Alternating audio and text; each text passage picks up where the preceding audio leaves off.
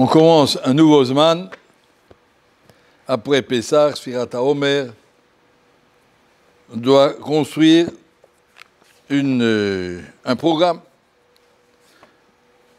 Programme pour ce Zman de Kaït, c'est un programme pour toute la vie. Qu'est-ce qu'Akadosh Baruch Hu nous a programmé comme vie? Pourquoi il nous a créé? Qu'est-ce qu'il attend de nous? Il y a un midrash en Parashat HaShavua, Kedoshim. Ça dit comme ça.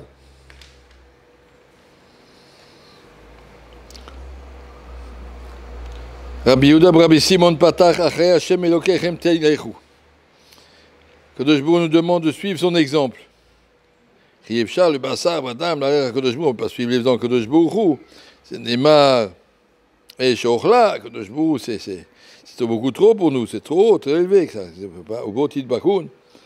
Et là, il faut suivre l'exemple d'Akadosh Baruch Hu dans le programme. Mitrilat Briato chez l'Olam. L'onitasek Akadosh Baruch Hu et la Bemata Terila. Quand Akadosh Baruch Hu a créé le monde, la première chose qu'il a fait, c'est de planter des arbres. Quand Akadosh Baruch Hu a créé le monde, d'abord il a planté des arbres dans le Gan Eden. Et après il a fait rentrer Adam Arishon. Afatem. C'est pour ça que c'est marqué aussi dans Parashat Vechitavo et l'Aaretz, lorsque vous viendrez. En Eretz Israël, ça peut aussi se traduire lorsque vous viendrez dans ce monde. Un Shamal, il arrive dans ce monde, ce juif, qu'est-ce qu'il doit faire? L'oditasku et la bemata techila. Vous aussi, votre programme, ça doit être de planter des arbres. Un peu difficile à comprendre ce que veut dire le Midrash, cinéma. Kitavo et l'Aaretz. Kadosh Baruch Hu a créé le Gan Eden, il a planté des arbres. Nous aussi, on doit planter des arbres. Il ne s'agit pas de devenir jardinier, c'est pas ça le programme d'Akadosh Baruch Hu. Les Midrash après expliquent ça veut dire quoi. L'histoire connue, je ne sais pas si vous la connaissez, mais sinon on va la lire. Elle est un petit peu longue. Adriano Shriktamia, l'empereur Adrien, c'est un empereur romain, pas très sympathique pour les Juifs, on l'appelle Shriktamia, on l'appelle en français il marche mort. Avait Avar Beilen Shvilayo de Tveria. Il se promenait à l'époque une fois dans la région de Tibériade. Je ne lis pas en araméen, et il a vu un monsieur très âgé qui était en train de planter des arbres. Et l'empereur lui dit, Saba, Saba, où tu vas comme ça? Qu'est-ce que tu fais? Tu vas planter, tu ne vas pas les manger tes fruits. Pour qui tu travailles? Il a dit, je plante, et je mangerai si Akadosh Baruch Hu veut me donner la vie, je ferai. L'Adrien lui dit, Saba, quel âge t'as aujourd'hui? J'ai déjà 100 ans. Et toi, à 100 ans, tu t'amuses à planter des arbres? Tu crois que tu en mangeras? Il a dit, si j'ai le srout, j'en mangerai. Si j'ai pas le srout, comme mes ancêtres ont travaillé pour me mettre un monde avec des arbres, moi aussi je dois travailler pour planter pour mes descendants, ceux qui suivent après moi. L'empereur a vu qu'il avait affaire à un homme sage. L'empereur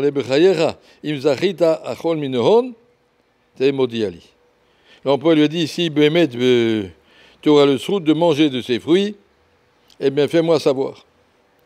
Après quelques années, les années de Orla ont passé, ce midrash va sur Orla, et voilà que le monsieur, il a cueilli des fruits. Il a dit, c'est le moment d'aller prévenir le roi, il m'a demandé de le prévenir. Il a rempli un panier avec des belles figues, il est monté à la porte du palais, ils lui ont dit, qu'est-ce que tu veux? Il lui a dit, je veux rentrer chez le roi avec un panier de figues. Bon, il a laissé rentrer, le roi lui demande, qu'est-ce que tu veux? Il a dit, c'est moi le sabbat, quand tu avais passé à Tibériade, tu m'avais vu, et tu as dit, si je mange ces fruits, fais-moi savoir, et ben voilà. J'en ai reçu, j'en ai mangé, et j'en ai même apporté tout un panier. Adrien lui a dit, prenez son panier, prenez les figues, et remplissez-lui son panier avec des pièces d'or. Et les serviteurs du Adrien lui ont dit, tout ça pour des figues, ça coûte moins cher que ça. Ce vieux rabbin, tu as apporté des figues, Asma. Il a dit non, son créateur l'a honoré, moi aussi je dois l'honorer. Après, le Midrash continue. La voisine, qui a la maison à côté de ce vieux monsieur, et elle était jalouse. Elle dit à son mari, t'as vu ce qu'il a fait lui? Il a apporté des figues, il a reçu des pièces d'or. Qu'est-ce que tu restes ici pour un paquet de figues, mais un peu plus grand que lui? Un grand carton, tu lui amènes joliment, avec de beaux, jolies choses. Le roi, il aime les figues, apporte-lui. Il allait avec un grand panier de figues, très joli. Et il va dans la porte du palais. Qu'est-ce que tu veux? Je vais apporter des figues au roi. Pas cacha. On a entendu que le roi, il aime les figues. Et il paye des dinarim à la place. Ils sont allés dire au roi, voilà, il y a un bonhomme qui est à la porte du palais. Il a dit que tu donnes des figues, des pièces d'or à la place des figues. Et le roi a dit, prenez ce bonhomme, attachez-le à la porte du palais, prenez toutes les figues et jetez-lui dans la figure. Et le soir, il était complètement blessé de tous les côtés. Et on dit, allez, rentre chez toi. Sa femme lui a dit, c'est quoi le kavod qu'on t'a fait? Il a dit, heureusement que ce n'était pas des trogim. Voilà ce qu'il a répondu. Voilà l'histoire du Midrash. Qu'est-ce qu'il veut ce Midrash? Jolie histoire qui veut rien dire. A priori, il nous montre la différence entre ce chacham et un imbécile. Le chacham, il fait les mitzvot pour Akadosh Baruch Hu, il ne pense pas à lui-même. Je plante, si c'est pour moi, c'est pour un autre. Akadosh Baruch Hu a dit de le faire, m'en fait. Et l'autre, il veut les mitzvot si c'est rentable. Al-Nat de Kabel Pras. Le roi, il aime ça. Le roi, il n'aime pas ça. Le roi, il n'aime pas que tu fais des choses simplement, il n'a pas besoin de toi. Je mets les tefilines pour qu'Akadosh Baruch Hu, il va mettre un Gan Eden. Il n'a pas besoin de tes tefilines, il n'a pas besoin de ton Gan Eden. Garde-les. Tu mets les tefilines pour le kavod d'Akadosh Baruch Hu, Asher Kiddushanu b'mitzvotav. Il faut planter. Akadosh Baruch Hu a dit, j'ai planté, quand j'ai créé le monde, j'ai planté, je n'en ai pas profité, j'ai planté pour les autres. Et quand tu fais des actes dans ce monde, ne pense pas à toi, pense aux autres. Pense au kavod d'Akadosh Baruch Hu dans ce monde.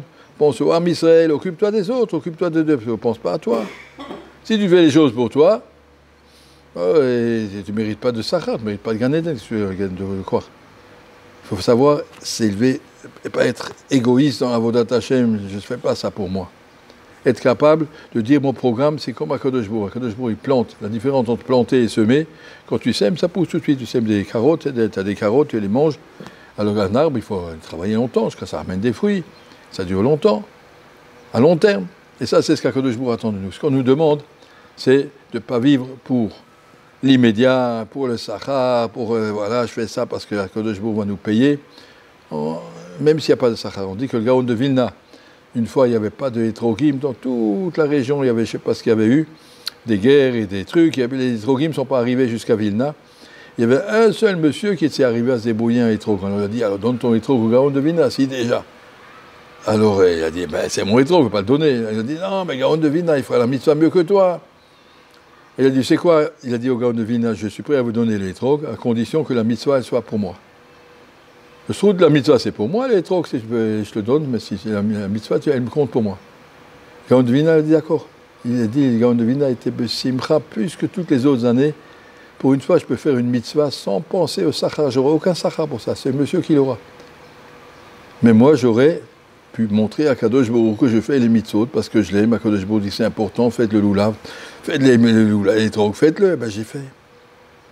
J'ai fait la mitzvah pour Akadosh Baruch Hu, pour rien d'autre, pas parce que je pense que je vais en avoir un intérêt, d'avoir un profit, est-ce que Kadosh Baruch Hu il va me donner des cadeaux, c'est pas comme ça que ça marche. Être capable de faire les choses parce qu'elles sont justes, parce qu'elles sont droites, Akadosh Baruch Hu nous a mis la main dessus, il a dit voilà ce qu'il faut faire. Ça tu manges pas, ça tu fais pas. Investis tes forces dans la Torah, dans les mitzvot, dans les limout. Akadosh Baruch Hu nous a mis la main, marqué au Bachar Tabach, il nous a dit ce morceau-là tu vas prendre. Akadosh Baruch Hu nous indique ce qu'il attend de nous, mais nous on n'attend rien.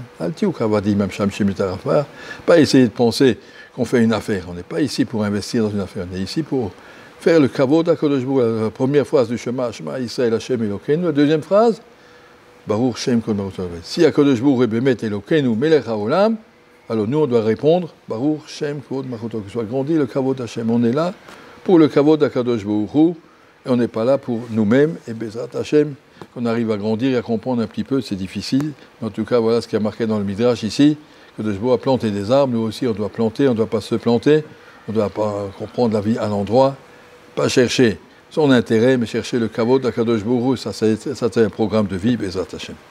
Le compte à rebours est lancé. La Yeshiva Keter Shlomo fête ses 40 ans. Venez participer à cet événement exceptionnel et rencontrer les rabbinim de Keter Shlomo avec le Rav Samuel, le Rav Kaplan et le Rav Aouzi. Rabbi David Pinto, Rav Uzan, Rav Ben Chetrit, ainsi que d'éminents rabbinim seront aussi présents pour cette fête de la Torah. Rendez-vous le dimanche 15 mai 2022 dans le cadre prestigieux des salons Doc Eiffel autour d'un repas gastronomique et avec un programme chargé en intensité et en émotion. Un Siyum Maseret nous permettra de faire en sorte que la fête soit complète. Réservez dès à présent votre place pour cette soirée unique.